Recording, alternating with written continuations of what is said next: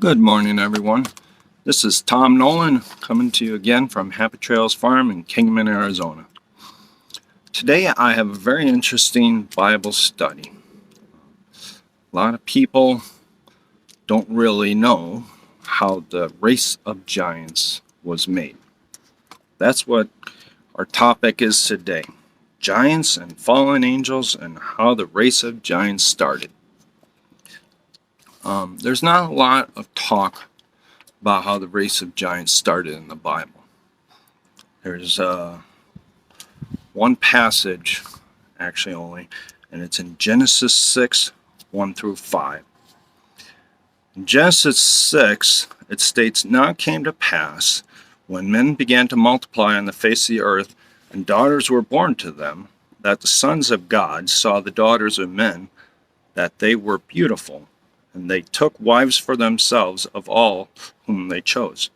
And the Lord said, My spirit shall not strive with men forever, for he is indeed flesh. Yet his days shall be 120 years. There were giants on the earth in those days, and also afterward, when the sons of God came into the daughters of men, and they bore children to them. Those were the mighty men who were of old, men of renown. Then the Lord saw that the wickedness of men was great in the earth, that every intent of the thoughts of the heart was only evil continually." Now this is the only really mention of where the giants came from. Now, they're talking about the angels that came down and impregnated women of the earth. Now those were called the Watchers. They were sent by God to keep an eye on humans and bring him messages about things that would be a concern to him.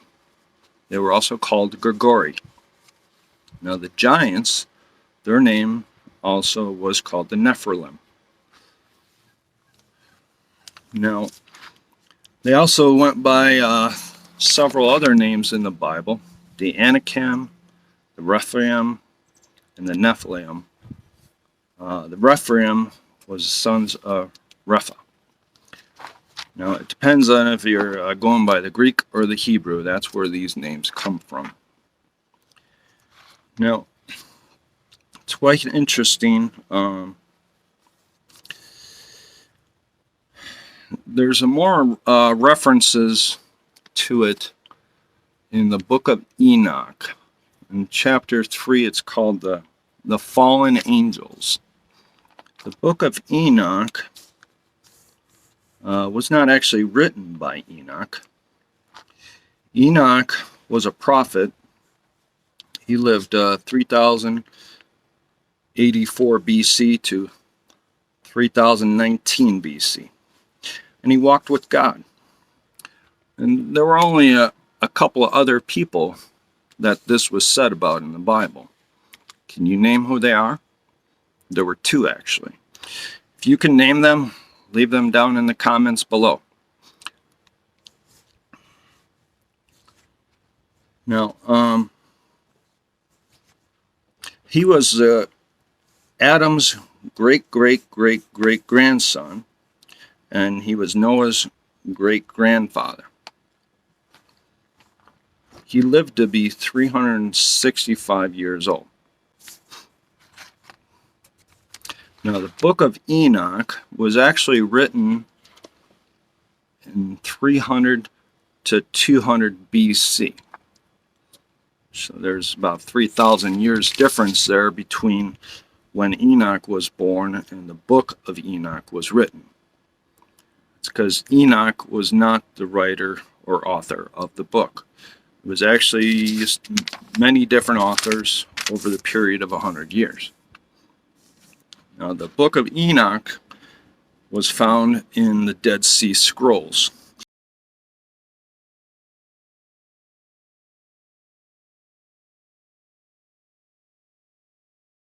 In 1947, it was found at the Qumran Cave in Palestine.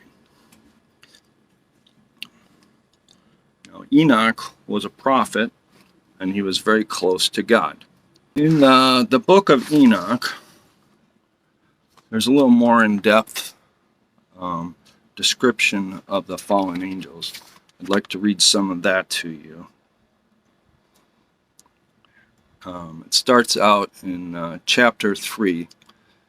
And it came to pass, when the children of men had multiplied, that in those days were born unto them beautiful and comely daughters.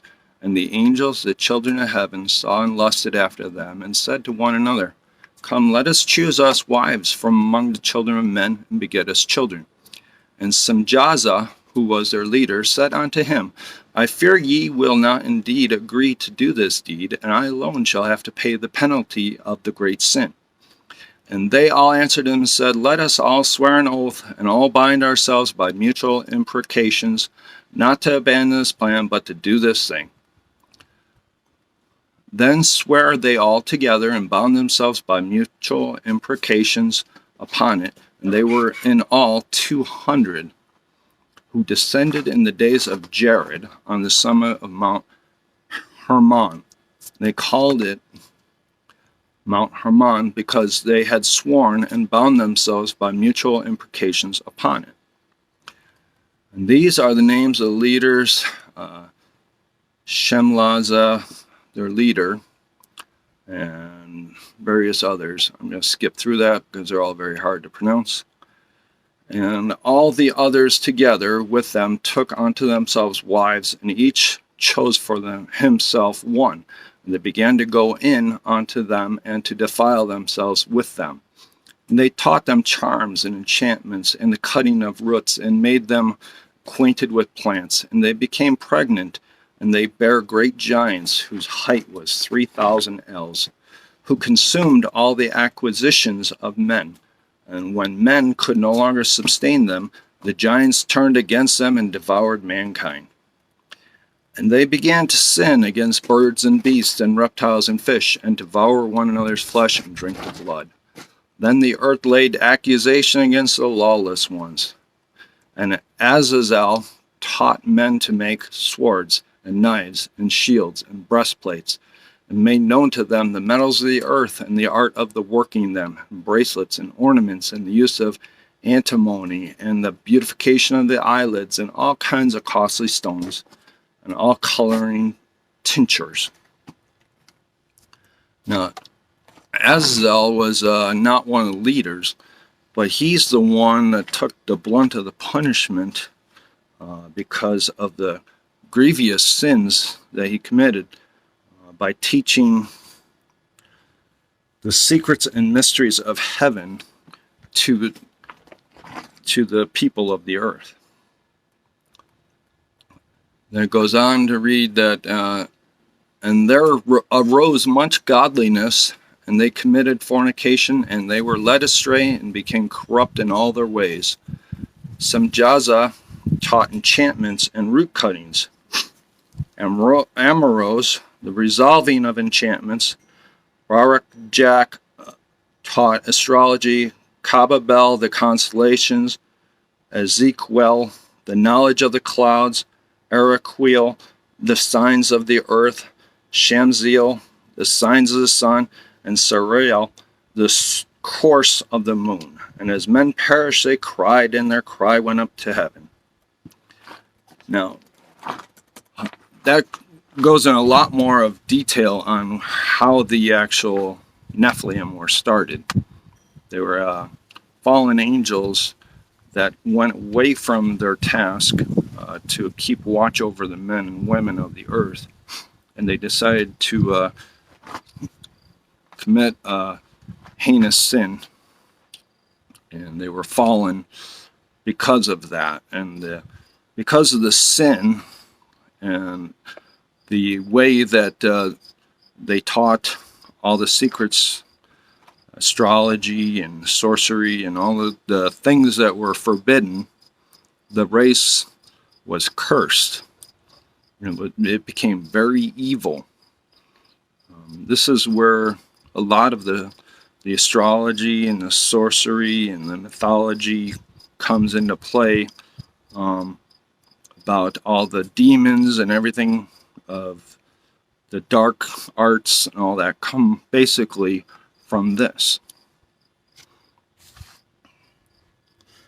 Now, Azazel taught the people war making and armory, and Semjah, the leader, taught them sorcery. So those were all forbidden for them to teach the people of the earth. Now, this was all around the time when God was about to flood the earth. This was the time of Noah, and when all their... If I read on in Genesis 6, number 6, where we left off, and the Lord was sorry that he had made man on the earth, and he was grieved in his heart. So the Lord said, I will destroy man, whom I have created from the face of the earth, both man and beast, creeping things and birds of the air, for I am sorry that I have made them. But Noah found grace in the eyes of the Lord. So this was also during the time of Noah. Now, when we were reading in the book of Enoch, it said that the cries of the men were heard all the way up in heaven, who were being persecuted by the race of giants. And in chapter 4, it starts out, and then Michael, Ariel, Raphael, and Gabriel looked down from heaven and saw much blood being shed upon the earth, and all unlawlessness being wrought upon the earth. And they said to one another, the earth made without inhabitant cries the voice of the crying up to the gates of heaven. And now to you, the Holy One of heaven, the souls of men make their suit, saying, bring our cause before the Most High. And they said to the Lord of the ages, Lord of lords, God of gods, King of kings, and God of the ages, the throne of thy glory standeth unto all the generation of the ages, and thy name holy and glorious and blessed unto all the ages. Thou hast made all things, and power over all things hast thou, and all things are naked and open in thy sight. And thou seest all things, nothing can hide itself from thee.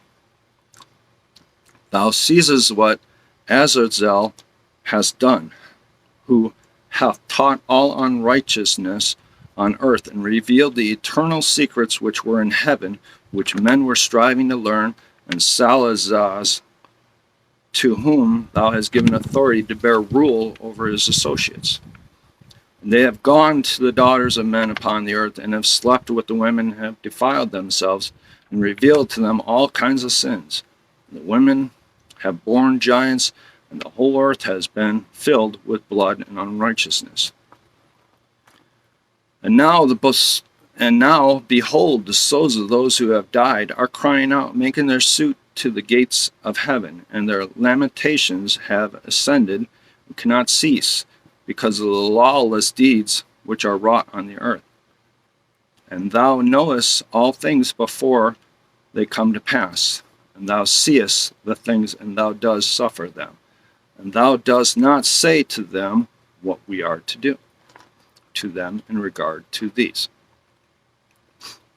So, the Raphael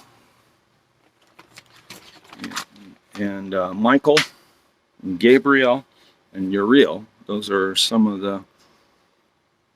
the highest of the angels. They looked down onto earth and they saw what was happening, and they reported back to God.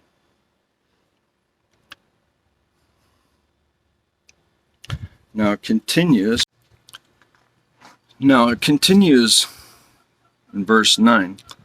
Then said the Most High, the Holy, the Great One, spake and sent Uriel to the son of Lamech, and said to him, go to Noah and tell him, in my name hide thyself, and reveal to him the end that is approaching, that the whole earth will be destroyed. And a deluge is about to come upon the whole earth, and will destroy all that is on it. And now instruct him that he may escape, and his seed may be preserved for all the generations of the world. And in verse 10 it says, and again the Lord said to Raphael, bind Azazel hand and foot, and cast him into the darkness, and make an opening in the desert, which is in thing.All, and cast him therein, and placed upon him rough and jagged rocks, and covered him with darkness. Let him abide there forever, and cover his face, that he may not see the light. And on the day of the great judgment he shall be cast into the fire. So this ended the race of the Nephilim. God saw the evil that they have done, and how they were persecuting the people on the earth, and he had them destroyed by the angels, and removed the sin and the curse they had put on the earth. The people cried out to heaven for a savior to save them from the giant race. Now,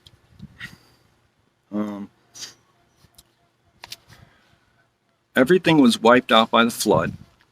God killed off all the creatures of the earth except for Noah and his family.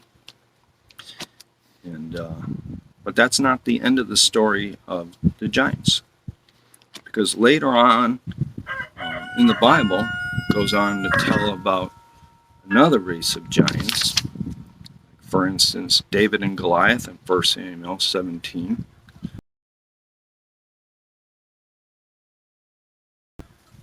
Gog, the king of Bashan, and many others that were a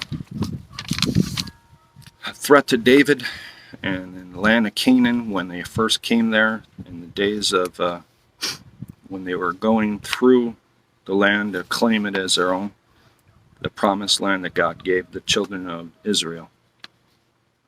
So that means that there was another insurrection by the angels where they came down to earth and slept with the women of the earth. So it didn't happen just once, it happened twice. And the race of the giants was created anew. So David had a lot to do with eradicating the race of the giants. When he was going through the land of Canaan and the Philistines, and they wiped out the rest of the remnants of the giants. Now this is a very interesting read about the race of the giants, because it really doesn't give you a lot of history on it.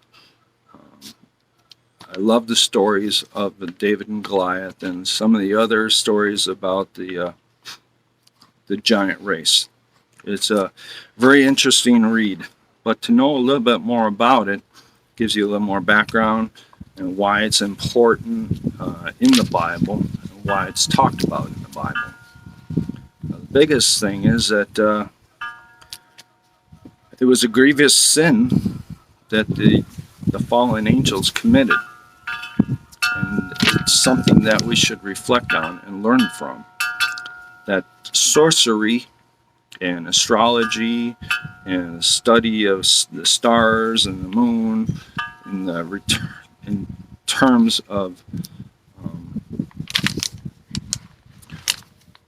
that we're treading in mythology, and that sorcery and these little things that we do that we don't realize why. It goes back to then, like numerology and sorcery and having our tarot cards and things like that. They may seem innocent, but they're really not. These are all things that we're not supposed to do. Now, I'd just like to finish up with saying that I was very thankful that you let me do this study with you, and I hope I gave you some instruction on a little more about this. And if you want to do more research on this, there's plenty of resources online, and in the Bible there's lots of different stories about the giants. We need to learn from their mistakes and not do the things that they do or did when they taught us, on the earth and learn that this is not acceptable to the Lord, and come away from these types of things and not do them, and come back to the Lord, and be righteous, and throw away anything in our house that has to do with anything that is not of God. Ouija boards, tarot cards, Dungeon and Dragon, any of these games or movies that are very destructive and that have a very bad undertone. Even the music that we listen to today, we need to be very careful of what we listen to, because these are tools of the devil to implant into us his way of doing things and not the Lord's. I thank you, folks, and I hope you enjoyed this study, and continue to like and subscribe and share these videos with other people. It helps grow our audience, and that's a great way to help spread the word of the Lord. Thank you, folks. I hope you enjoyed this, and God bless.